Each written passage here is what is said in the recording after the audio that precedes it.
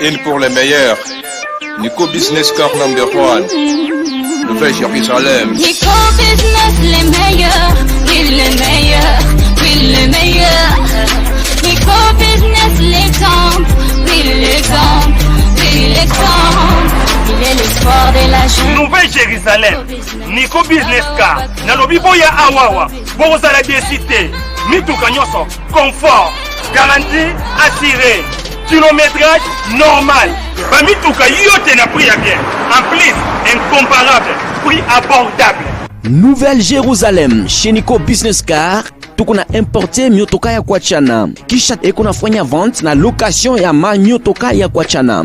Achat sur internet ni tayari. Nico Business Car ekunauzisha miotoka ya kila namuna. Nico Business Car chez Jean-Jacques Chilumba. Tuko ku numéro 102 Manyema Coin Kimbangu. Nico Business Car ukitafuta ko Twitter igasimu ku 099 701 81 134 wala 085 34 27 171. Nico Business Car, King of Pickup. Nico Business Car, la rapidité. Nico Business Car, l'excellence. À Kiamungu. La Nouvelle Jérusalem, chez les Nico Business. Tonton, c'est une pas de la magie. Voyons, c'est qui a motoka?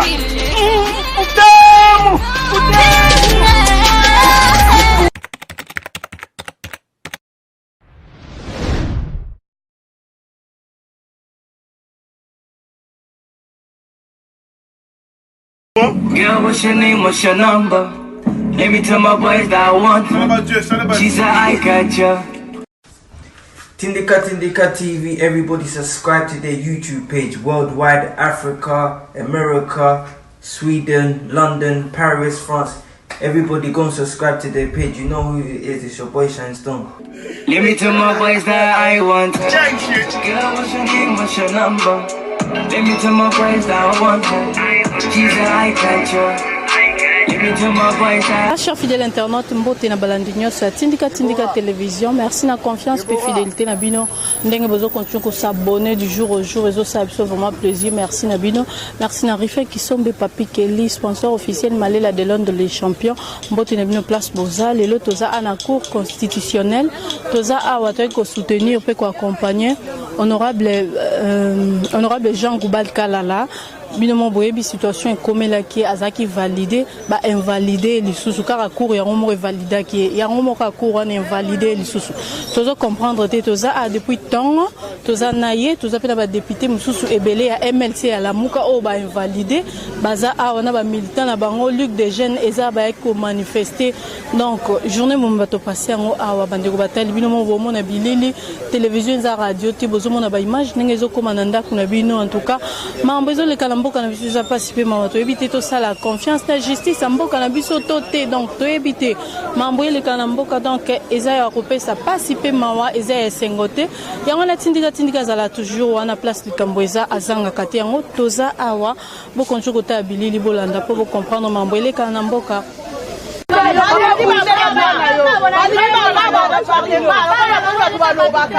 Hey, allo bate. Baba ba on ba tuté. Allo ba. Baba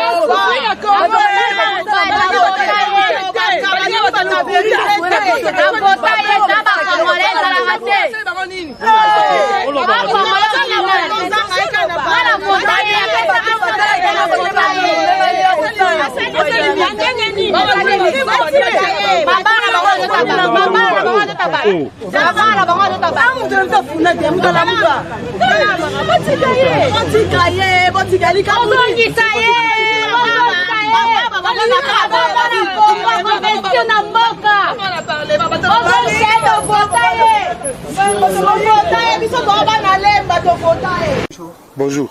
toye pa na yo to continue liboso ya professionnel tomona tutoka kisango ya validation na yo en faveur ya mboka ya Kambunde makambo yango makoleka boni Pierre Kangoudi akoleka alekisi mpata ne bati FCC za front pour la corruption au Congo. FCC front pour la corruption au Congo ba osala faux na CC. Mais tango bandaki makambo yango na ko constitutionnel sans ki bilibo zala no sa comptage na ondire Baba nana osa recontage a failli. Na osa ga recontage a batala muka kaka. Mokonzi ala muka basaki recontage. Bazongi la recontage, le quoi est commis à recontage. Bazongi là on est bandit. Deux poids deux mesures. En fait le problème est que quand on a yembe la bino banze muna yebite so mangala nangeli ka makasi. Na lobby makambo ebele na lobby on avance. Boyo karaté. Assis sur du trésor, tu vis dans la misère. Le Congo est assis sur du trésor. C'est le Rwanda qui est construit. Le Rwanda va construire na coltan ya Congo. Coltan ya Congo ba ozwango na ba désordre ba ça na est. Banani bazo gérer désordre à est FCC. Na mo konzina bango. ezaka na STT bakamwena nsapu bana basema désordre wana bayibi bana kati kuna mais trop c'est trop quand même trop c'est trop botika pa ata bato bazaki élu ya solo pour une fois rien vous avez des mandats ya skit ba Elisabino jamais boyo zo mandat moko ya mais puis bazu combat bien FCC donc faux na CC basa la faux na CC ya cash muta caché bango FCC na C ya cash ngala ndolo bakaka na ndola musabino je ne me tairai point d'avant na sunyete na lingi ta musumu sana nga nzamba atindela ngeza ya ula musabino bana Congo bolali tora failu tobi la muka bola mukate na mumengi tobito seko bo seko ah décision yango to pe ba validation yango touché mingi bande kwa FCC mona ki badane saf bati bango libanda bande ko tellement ebele on dirait bino bozali cible ya bande ko mususu bazokota bango ba komi cible sikoyo bakenda na parlement wana ya FCC ba diriger Congo ya FCC bango ba komi cible biso ola musabino to la musabino to pesa bango sous tenter ya ko continuer ko kanga Fachina en otage bazuye na otage soki bandeko na bango batayi de pesi bakenda osa mobu na parlement c'est parce que bazomona ndenge baokenda nini na otage. Combien de fois yoka na pendant 18 ans combien de fois yoka na parlement batangi kombo ya Kabila na parlement combien de fois kasi bandeko cash bayembaki tellement trop Fatima boko pemba ko sokola bandeko FCC boni makambo ko baluka e bino boko ba mingi ba victime bino batala muka tika salite yeba na po mukole lamba sokolango kitoko na suki wana ngi elengi réponse vraiment tolandela maeleka ki lobi na kati ensemble te mona ki bitumbe maki na ndenge ya kosakana te ba combattant ba telemi ba lobi ba mboka ba député FCC ba kei tellement musika réaction na eza ce n'est que l'ombre des choses à venir paneze eteni ba mekisi soupe eko ya peuple a fâché peuple a otomboka. Vous savez, 18 ans dirigeant peuple maï courant nzala boye bato bako kufaka oli okenda te nenge bayemba kaki mais boni boko kaki soka ke okenda na FCC poto yeba ke Kabila ke il faut FCC pe kenda yoda sirvena ke bata FCC wana tokoza mutu moko ba voter na 30 bon lo ba batu lo ba nani ndeko ya émission nani kulutu Léon aya mutu ba voter ya solo même ebele ya FCC ba voter ba monta ça que bon ba biso ke ba FCC ba timabe attends soko ndimi ko za na FCC ate oza moto mabe te. Mais en tout cas mingi oza nde moto malamu te. Oza moto malamu te. Lelo koyoka ndeko moko depuis FCC akendaki musika kolobaka na chef d'État sur ba décision par inconscience. Malobana yambaki yango bongo. Musala bayeli yango wana. Wana eza moke musala bayeli eza kokitisa faci loko andima kosangana na bango. Alors po bakitisa bien babando longolaka biso bato ya ba la mukate. Batika ne yemoko boba kange venir contre mur. Mais na kanzi peuple a otika bongo li soute. Peuple a otika bongo soute. So ba biso bo to lembi to yeto. To ye kota makambo yango. Et de vivre karaoui. Bana fane re moya ya grave. Biso to ba yembi alanga nzemu. Be sika na kotaka bango ba kotaka te. Ou bien so ba kotile musu ba kotisa batukanda ponga FCC na landa TVT mutave FCC azolo ba. Je zappe. Il n'y a rien de bon. Parce que la pensée est la pensée est na kingakati. Les gens de FCC ne pensent pas. Par procuration, mettre la pensée à Zamusika. C'est pour cela que quand je vois FCC, je zappe. Comment on a mis qui est les accords en la muka, tout le monde qui me conduit la muka, la vérité, il y a tout le monde qui va député la muka, il injustice, il y a coup. Au juste, bino ka ndebo comment ko le la bande musiba ko sekela. Ngala ole la te. Naza ko fustiger. Ngala ko ole la te. Sikoyo démarche nini bino na lamuka bolingi bo continuer so ça pamba to yebi instance ya suka yango aso bakati makambo sili. Siko bino na lamuka bolingi bo sala sunini. O seksinga lero bi aso bakati mambo sili senge so bakati wa nzambe pe akatani. So bakati ya nzambe pa katani. La justice eza eloko nzambe eza eloko ba brigi boyete. De toutes les façons balakisi en justice na bango niveau nango. En fait, est-ce qu'ils sont injustes ou ils sont esclaves? Il faut aussi réfléchir. Est-ce que baza injuste to baza esclave? Baza esclave ya maître na bango ou ya vandi kotokuna apesa baide. Je ne crois pas que baza injuste. Je crois que baza est esclave. Ils sont esclaves d'un maître à penser.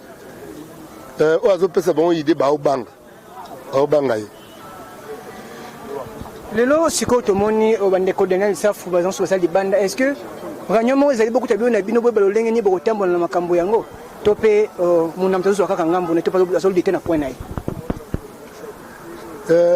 tozala kamoko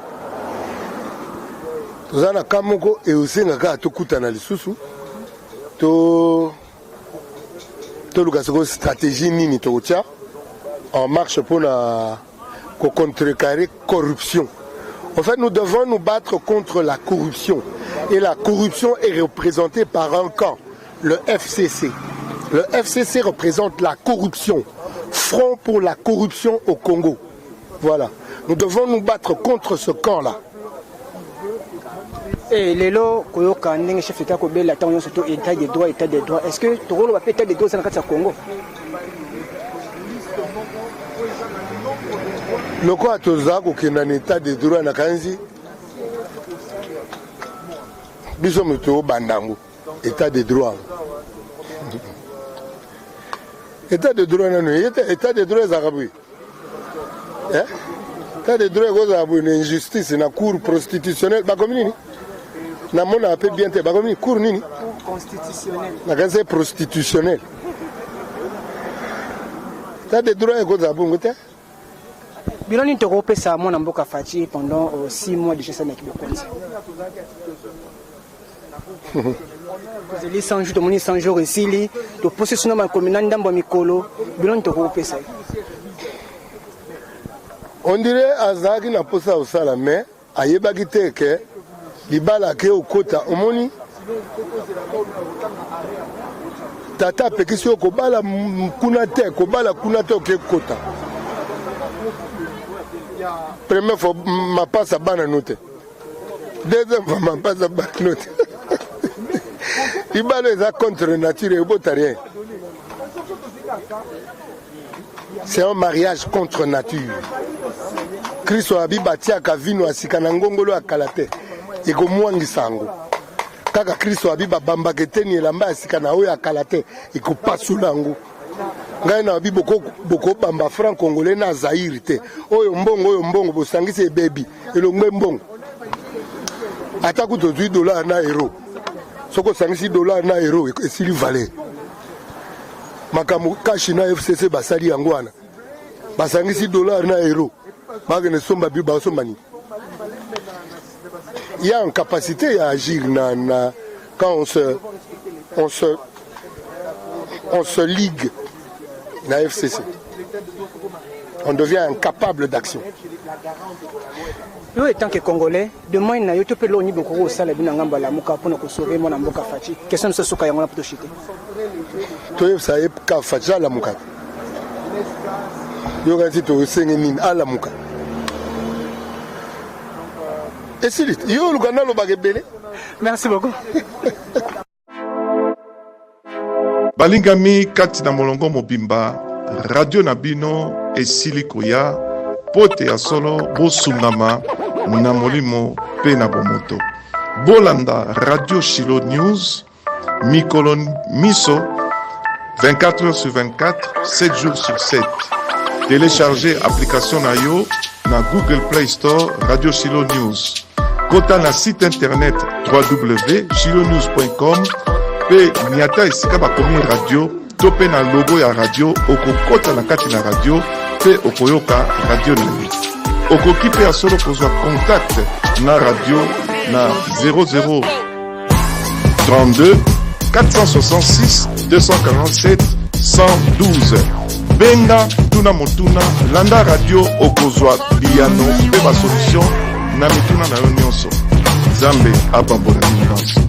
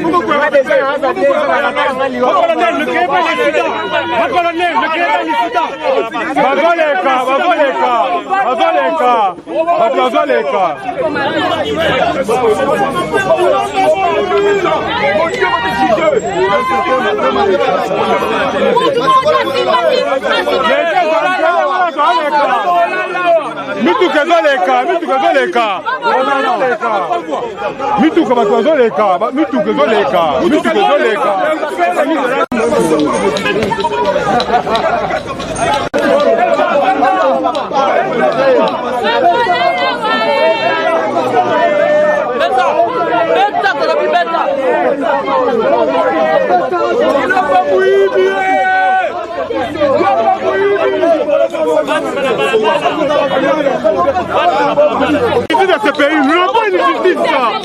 La justice de la nation, nous n'avons pas une nation, ça. Nous n'avons pas de justice. On n'a pas de justice. On n'a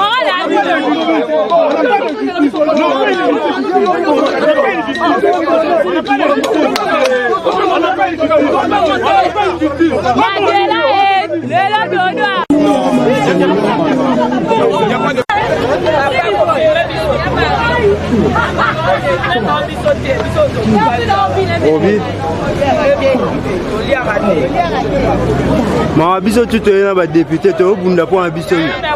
Toza ensemble maman. Mutukuta zaba konditonga. Zaba zebu pandigi lo dikuba. Anda kama sipo konjelo wa malonga ko sala biso la ngoto kweto leki.